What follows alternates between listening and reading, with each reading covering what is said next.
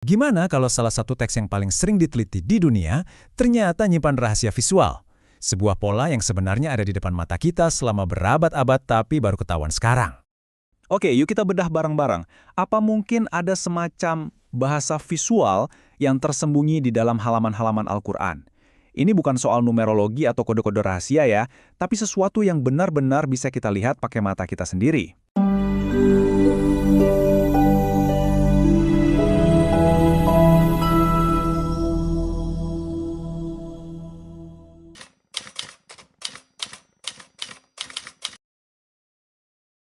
Jadi, kita bakal ngebahas sebuah ide yang menarik banget yang mungkin bisa mengubah cara kita ngelihat struktur teks kuno. Biar gampang ngertinya, kita mulai dari perumpamaan yang simpel dulu ya. Gini deh, coba bayangin, kamu lagi baca novel, terus setiap kali nama tokoh utamanya disebut, namanya itu selalu ada di baris kelima, kata ketiga dari kiri. Selalu. Aneh kan? Nah, ini cuma perumpamaan sederhana buat apa yang bakal kita lihat nanti. Nah, fenomena yang mau kita bahas ini skalanya jauh lebih besar dan rumit, dan ditemukannya di dalam sebuah teks yang umurnya udah lebih dari 1400 tahun. Jadi ini bukan kebetulan kecil-kecilan, tapi sebuah pola yang konsisten banget. Nah, pola yang barusan kita bayangin dalam skala raksasa itu ternyata ada namanya.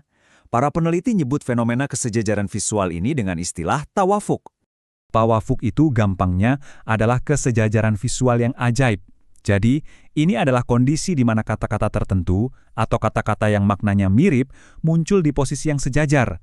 Bisa lurus secara vertikal, bisa sejajar di halaman kiri dan kanan, atau bahkan tembus beberapa lembar halaman. Keren kan? Nah, yang bikin fenomena ini makin menarik adalah gimana cara ditemukannya.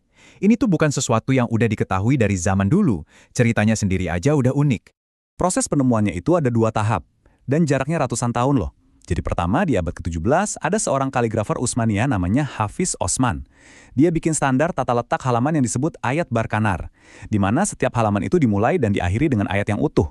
Ini aja udah luar biasa. Terus, berabad-abad kemudian, baru di tahun 1930-an, seorang ulama bernama Imam Bediüzzaman Said Nursi, pas lagi mempelajari Al-Quran karya Hafiz Osman, baru deh dia sadar kalau ada pola-pola kesejajaran ini. Jadi ini poin paling pentingnya, si Hafiz Osman itu nggak sengaja bikin tata letaknya buat nyiptain pola tawafuk.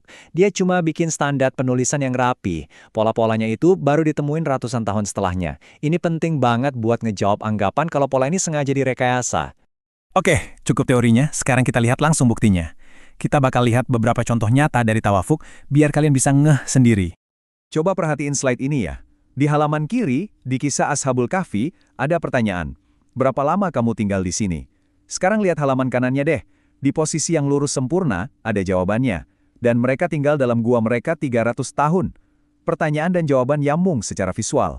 Yang ini juga keren banget, nunjukin keseimbangan tema. Di halaman kiri, ada penyebutan orang-orang munafik dan janji neraka buat mereka. Nah, di halaman kanan, pas banget sejajar, ada penyebutan orang-orang beriman dan janji surga. Peringatan dan kabar gembira, dampingan secara visual. Contoh yang ini lebih dalam lagi nih. Di halaman yang sama, kita bisa lihat kata bumi muncul di satu garis vertikal lurus persis di atas kata malaikat. Dan ini kejadiannya pas di halaman yang lagi ceritain kisah para malaikat diperintah buat sujud ke Adam yang diciptain dari bumi. Jadi kesejajaran visualnya itu seakan-akan memperkuat cerita di halaman itu. Tentu aja, pertanyaan yang langsung muncul di kepala kita adalah, apa ini semua cuma kebetulan? Nah, buat ngejawab itu, kita pindah ke bukti statistik yang paling kuat. Wajar banget kalau kita skeptis. Berapa banyak sih kesejajaran kayak gini yang kita butuhin biar yakin kalau ini bukan sekedar acak? Oke, kita lihat aja angkanya. Angka ini, kuncinya, 2806. Ini adalah jumlah berapa kali nama Tuhan Allah disebut di dalam Al-Quran. Sekarang, lihat ini. Di seluruh Al-Quran, dari 2806 kali penyebutan nama Allah, sebagian besarnya itu saling sejajar satu sama lain. Kadang-kadang bentuknya kolom vertikal yang rapi banget kayak di gambar ini, kadang saling berhadapan di halaman kiri kanan, atau saling tumpuk menembus lembaran. Ada sebuah kutipan dari penelitiannya yang ngejelasin ini dengan pas banget. Yang sejajar itu bukan kata-kata umum kayak dan atau di, tapi justru kata yang paling penting. Nama sang pencipta teks itu sendiri. Kemungkinan hal ini terjadi secara kebetulan itu kecil banget.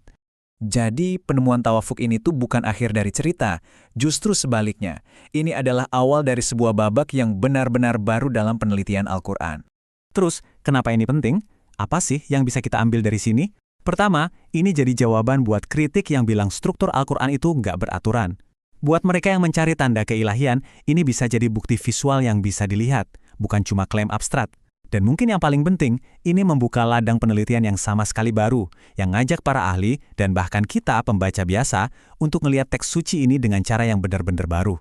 Pembahasan kita kali ini ditutup dengan sebuah pertanyaan. Kalau dimensi visual yang serumit ini bisa tersembunyi di depan mata kita selama ratusan tahun, di dalam teks yang paling banyak dibaca di dunia, kira-kira keajaiban apa lagi ya yang mungkin masih nunggu untuk ditemukan?